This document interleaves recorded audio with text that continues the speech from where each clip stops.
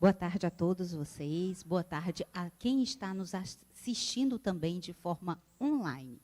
Este evento é uma realização do GAPO, Grupo de Apoio ao Paciente Oncohematológico do Estado do Ceará, e tem com o patrocínio da Novartis, Angen, Takeda e da Astelas. O apoio é da Gastronomia Edil Costa, Assessoria Empresarial e do Instituto Roda da Vida. O planejamento e a organização é da Resulte Eventos.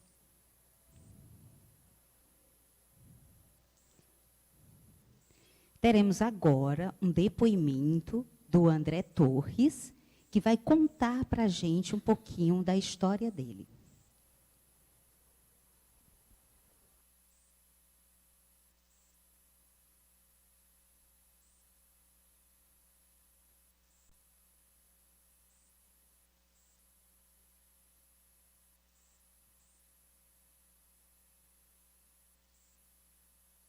A gente está conversando com pessoas ou profissionais da saúde, enfim, que já passaram pelo que eu já passei.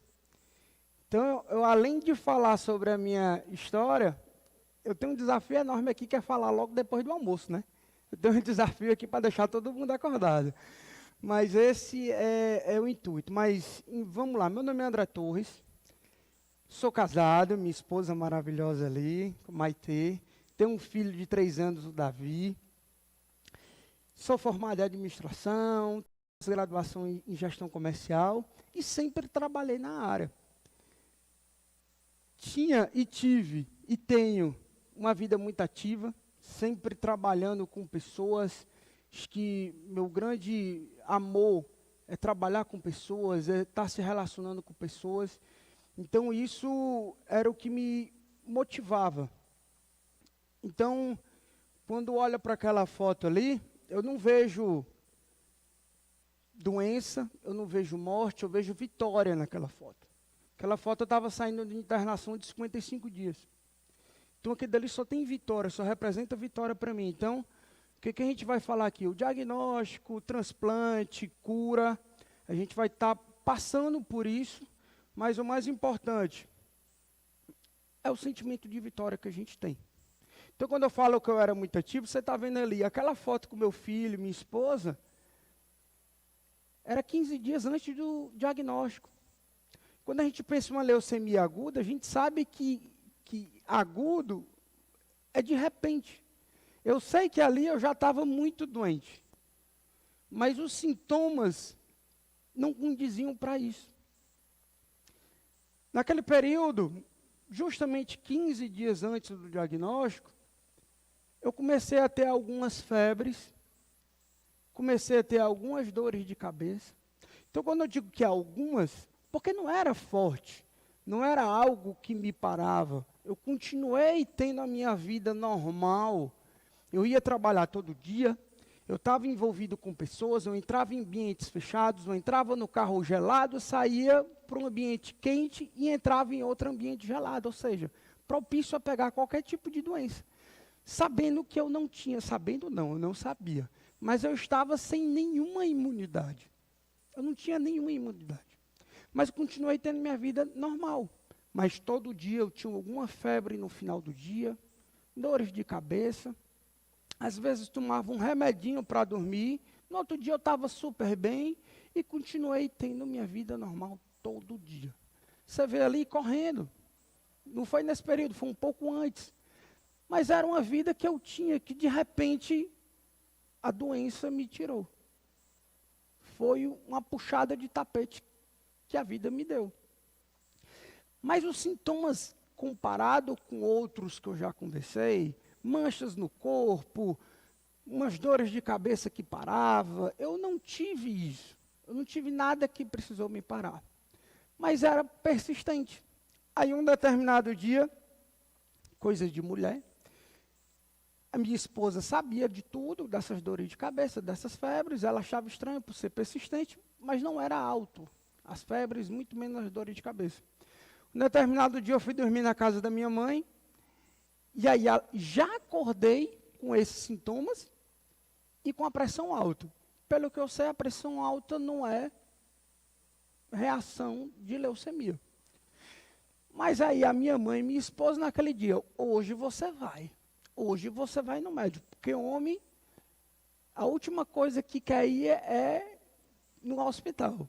Mas nesse dia eu tive que ir, mas eu fui num cliente antes, e depois eu fui no hospital, fui na emergência, procurar um clínico, por ir, achando que eu tinha sintoma de virose.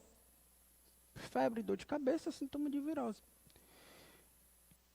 O clínico, conversando com o clínico, ele disse, não, André, pelo que você está me contando, pela sua rotina, muito possivelmente você tem uma murrinha. Murrinha, para quem não sabe, aqui no Ceará, é um cansaço no final do dia, enfim. Mas eu vou passar alguns exames. Passou alguns exames, fui fazer o hemograma, e nada do hemograma sair. Eu esperando o resultado sair. Ia no laboratório, não tinha saído, depois voltava de novo, até que eu fui uma vez, ele, a gente precisa colher novamente uma amostra do seu sangue para refazer o exame. Tudo bem. Depois saiu o resultado, até você precisar, você não sabe fazer uma leitura do hemograma. Você só aprende depois, na dor, né? E então, peguei o hemograma, levei para o clínico, ele já tinha tudo organizado para minha internação. Doutora, ela estava com 239 mil de leucócitos, 96% de blastos, e eu acho que 30 mil, 35 mil de plaquetas. Eu entendia isso? Não entendia isso. Ele apenas me disse, André, você possivelmente tem uma doença no sangue, a gente precisa fazer alguns exames específicos, mas a gente precisa analisar. Ele não me falou de câncer, ele não me falou de leucemia, até porque se ele me falasse, eu não ia acreditar naquele momento. Então, eu internei naquele dia, para no outro dia fazer mielograma, os exames específicos. Mas veio um hemato no mesmo dia, sem alisar. Eu disse, não, André, você tem leucemia. No mesmo dia, você tem leucemia, à noite. A gente só precisa descobrir o tipo. Aí, para mim, o que era leucemia? O que era câncer? Porque, para mim, câncer é caroço. Na época, era caroço. Tinha que ter um tumor, era o que todo mundo falava.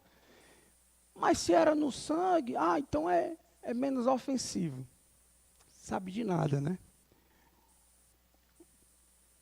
Porém, começou a história do diagnóstico. Leucemia aguda, com cromossomo Filadélfia positivo.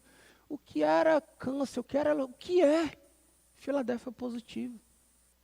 Aqui dali o chão se abriu naquele momento na minha frente. Então ali tem uma foto ali minha já, recebendo a primeira, não era nem a quimioterapia naquela hora, era medicamento para diminuir os leucócitos, para eu poder começar a quimioterapia.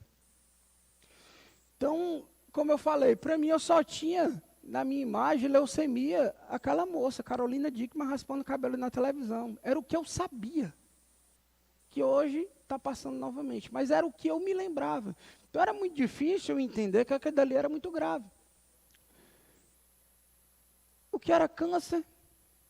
O que era leucemia? Eu descobri na dor. O que é a solidariedade? Eu descobri com esses diagnósticos. Começou a quimioterapia e veio logo em seguida a indicação de um transplante de medula óssea. Que aí, muito mais, o que era transplante de medula óssea. Poxa, eu vou fazer um transplante? Alguém vai ter que morrer para eu receber uma medula? Eu não sabia, eu não conhecia isso. Eu não conhecia esse mundo, é natural.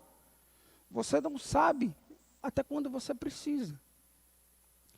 Então, veio a indicação do transplante, veio a questão de me explicarem o que era banco de dados de doadores, o que era Redome, as possibilidades de encontrar um doador de medula óssea, isso tudo foi me assustando. Porque eu sabia que eu estava muito grave, mas ao mesmo tempo eu tinha uma dificuldade de conseguir avançar no meu tratamento, porque eu tinha que passar por um transplante.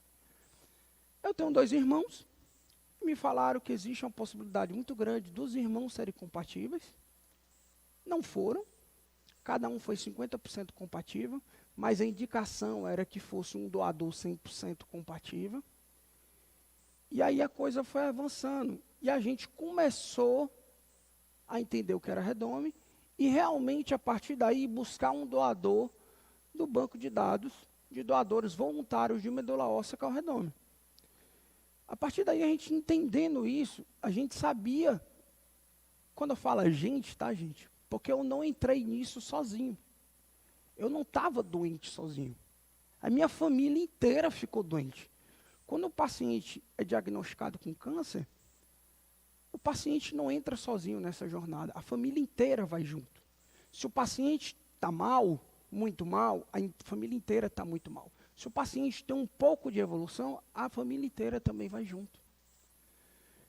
Então a gente precisa entender que isso é um contexto. É todo mundo junto nessa jornada. Então começamos a entender o que era redome e buscar um doador de medula óssea. E foi a partir daí, dessa jornada, que começou a mudar a minha história com o câncer. Que começou a fazer as minhas chances, como eu já falei, é de 1 para cada 100 mil. Eu sabia que era difícil. Eu sabia que a partir daí, a coisa tinha ficado mais difícil. E foi a partir daí que eu comecei a entender o propósito disso tudo está acontecendo comigo e minha família. Nessa jornada de buscar um doador, minha esposa, eu estava internado, minha esposa foi um dia com meu filho, nessa época ele tinha 1 ano de idade, algum de vocês já devem ter visto essa foto por aí na internet, em um colégio em minha cidade, nós moramos em Maranguape, e o Hemocentro do Ceará, estava fazendo uma campanha de doação de sangue, cadastro de medula óssea, e minha esposa levou meu filho para prestigiar e para tentar falar sobre doação de medula óssea. E ela teve a ideia muito espontânea de colocar uma plaquinha nas costas deles, como o caçador de medula, e uma plaquinha na motinha dele, procura a medula para o meu papai e conto com você. Ela me mandou essa foto. Eu vi que, embora eu estivesse internado, meu filho estava lá fora, mesmo sem entender, naquele momento, meu filho estava lá fora, lutando para salvar a vida do pai. Lutando para que ele não ficasse sem um pai. E eu entendi a partir dali que eu tinha que lutar junto com ele. Que nos momentos que eu estivesse mais abatido, eu tinha que lembrar dele. Porque ele estava lá fora por mim. Ele era meu amuleto para sobreviver. Mas, ao mesmo tempo, ele era meu ponto fraco. Porque nas internações, que eu tinha que passar muito tempo longe dele, eu ficava muito ruim. Mas eu comecei a entender, a partir dali, que nasceu o caçador de medula, que eu tinha um propósito. Que eu tinha um propósito. Que eu não estava passando por aquilo dali sozinho, só para ter alguma dificuldade na vida. Nasceu o caçador de medula e nasceu um projeto no coração de Deus chamado Caçadores de Medula. Naquele momento, era para uma causa familiar. Naquele momento, eu queria divulgar apenas as nossas ações. Eu queria divulgar como eu estava evoluindo o meu caso. Para meus amigos, para pessoas que estavam interessadas. A gente começou a fazer campanhas de doação de medula óssea. Eu, no hospital, comecei a trabalhar. Eu ligava para as empresas para divulgar a nossa causa, a minha situação, pedindo um espaço para aquelas empresas para levar o Hemócio, para cadastrar os funcionários como doadores de medula óssea, para que eles nem precisassem sair dos seus lugares de trabalho e ir no Hemócio. A gente levava o Hemócio. A gente fez isso com muitas empresas. Nasceu aí o projeto Caçadores de Medula, para uma causa familiar. Mas a gente entendeu que aquilo dali era muito maior do que só meu. Somente para me ajudar. O que eu estava fazendo naquele momento para me ajudar iria ajudar diversas outras pessoas. E esse legado que a gente continua fazendo, eu nunca vou ter a noção. A gente nunca vai ter a noção. A gente começou a colocar depoimentos de pacientes que já passaram por isso e venceram. A gente começou a colocar depoimentos de doadores que já doaram medula e estão andando. Porque existe aquele mito que não vai andar, que vai ficar paraplégico. A gente começou a desmistificar todo esse cenário, todo esse contexto de doação de medula óssea. Naquele momento, pessoas que entravam no perfil, viam vencedores da doença, viam gente que doou medula e não aconteceu nada. Muito pelo contrário, aquelas pessoas mudaram de vida, começaram a entender de forma diferente como ver a vida. E a gente começou a passar informações do que é doação de medula óssea, do que é leucemia, do que é doenças do sangue, para as pessoas entenderem de forma clara e objetiva todo esse cenário, para elas se sentirem acolhidas de uma forma clara e objetiva. Então, esse projeto Caçador de Medula existe hoje, é o meu xodó, é o meu filho, mais um filho, que eu tomo isso como um propósito de vida. Então, eu entendi naquele momento que tudo isso era para ajudar outras pessoas, que fazia parte. Isso não é meu, isso é de Deus. Eu não posso dar meu depoimento sem falar de Deus aqui. E foi através, não das minhas campanhas. As campanhas têm um legado enorme. Que nós encontramos o meu doador. Foi através de algum cadastro que eu encontrei meu doador. Hoje eu só estou aqui porque alguém, de forma voluntária, se cadastrou, foi convocado, disse sim e foi com a sua doação até o final. Esse sim representou muito na minha vida. Representou muito na vida da minha família.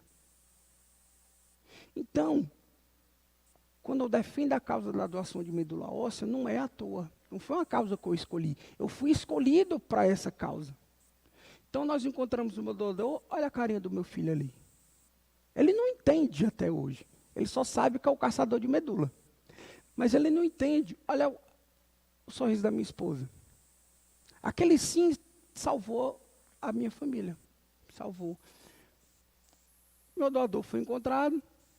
Meu doador não é do Brasil. O que eu sei é aqui dos Estados Unidos. Da Filadélfia. A medula viajou por 16 horas até o momento de eu receber essa medula. Não existe distância para a solidariedade. O Redome se comunica com diversos outros bancos do mundo, caso não seja encontrado um doador compatível no Brasil. Hoje você faz o seu cadastro de doador de medula óssea e pode salvar uma vida de alguém no mundo inteiro. O transplante aconteceu. Essa foto não é uma bolsa de sangue que eu estou segurando. É a medula que foi infundida para mim. Foi essas 3 bolsinhas que salvaram a minha vida. De alguém que nem me conhece, que não conhece a minha história. Eu não conheço essa pessoa ainda. Ainda. Mas foram essas 3 bolsinhas que salvaram a minha vida.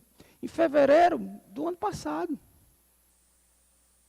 Então, esse contexto é de uma forma geral, para eu mostrar para vocês que aquelas dores de cabeça, que aquelas febres, eu estava muito mal. 96% das células do meu corpo eram cancerígenas. Eu não tinha imunidade nenhuma. Deus estava comigo desde o começo. Eu podia ter pego uma gripe, que eu poderia ter morrido naquele momento. Então aconteceu, o transplante aconteceu, o câncer escolheu o cara errado. Será? Eu gosto dessa frase, mas hoje eu me pergunto se escolheu o cara errado ou escolheu a pessoa certa para salvar outras pessoas, para ajudar outras pessoas.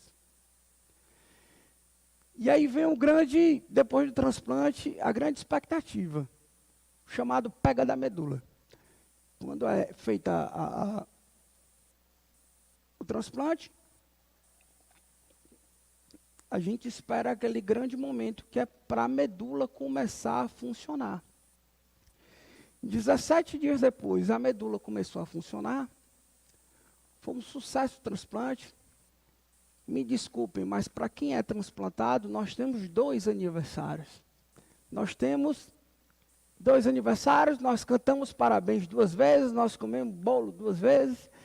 Então, isso é só uma regalia que a gente tem depois de um grande susto. E foi o começo de uma nova vida. O que a gente entende disso é por que acontece isso tudo. Eu acho que cada um que já passou por isso tem um propósito. A gente precisa entender. Eu entendi o meu propósito. Diante desse projeto, os Caçadores de Medula, quem não conhece, está no Instagram, pode procurar. A gente entende que as coisas ruins acontecem, mas você precisa entender o seu propósito para continuar seguindo e aquilo dali fazer sentido, para que não seja só uma puxada de tapete na sua vida. Eu tenho um prazer enorme de estar falando aqui com vocês, porque se eu ficar em casa escondido, eu não vou ter condição de mostrar o que Deus fez na minha vida.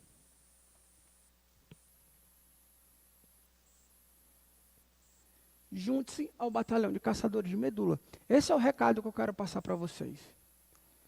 As coisas ruins acontecem, você passa por dificuldades, mas hoje minha família é muito mais unida. Meu filho hoje está com 3 anos, eu vejo ele correr, brincar. Minha esposa está ali me acompanhando. Então isso tudo, hoje eu vejo de uma forma diferente. Eu me perguntei muito por quê. Por quê, por quê, por quê? E hoje, depois de um tempo, eu comecei a me perguntar, para quê que aconteceu isso comigo?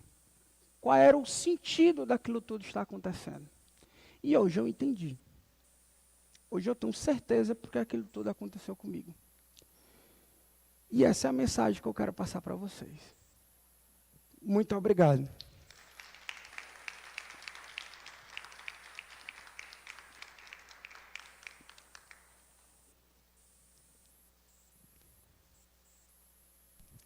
Ouvimos agora o depoimento emocionante. Parabéns. Obrigado. Parabéns pela vitória, pela conquista do André Torres.